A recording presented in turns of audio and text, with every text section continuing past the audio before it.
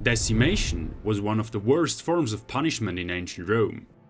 The historiographer Titus Livy reports that in 471 BC, the Italic tribe of the Volscians invaded Roman territory. According to the source material, the Roman soldiers refused to engage the Volscians because they despised their own general Appius Claudius Sabinus. When being attacked, the Roman army fell into disarray, fled, and left their own weapons and standards behind. Appius Claudius, not amused at all, ordered all officers who had deserted their posts to be flogged and later beheaded.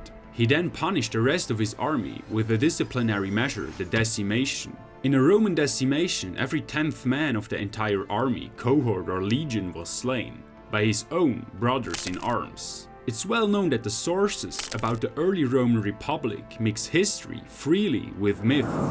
But in this case, we really know that the decimation was a frequent form of punishment throughout the Republican period, because a lot of sources report it.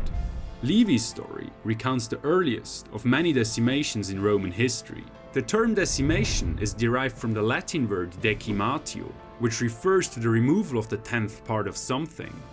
In English, the word decimation first meant to pay the tithe, meaning to pay the 10th part of one's income.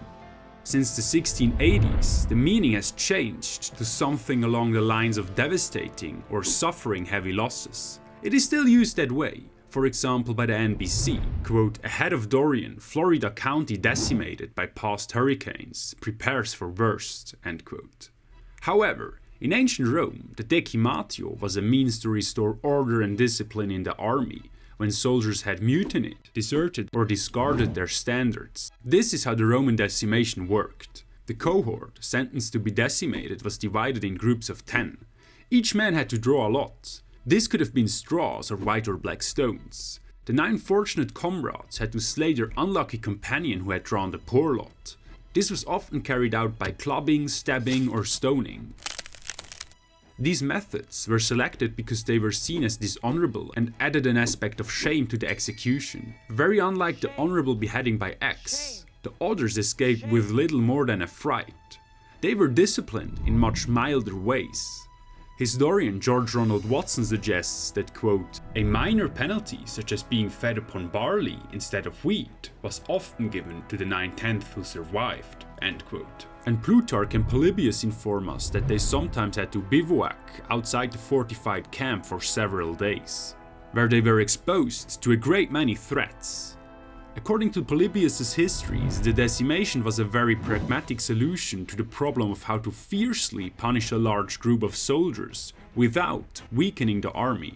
Seemingly indulgent commanders sometimes ordered only a tender form of the punishment, the decimātiō. Instead of every 10th, only every 100th soldier was selected by the fatal lot. After the Republican period, decimation fell out of fashion and was used less and less.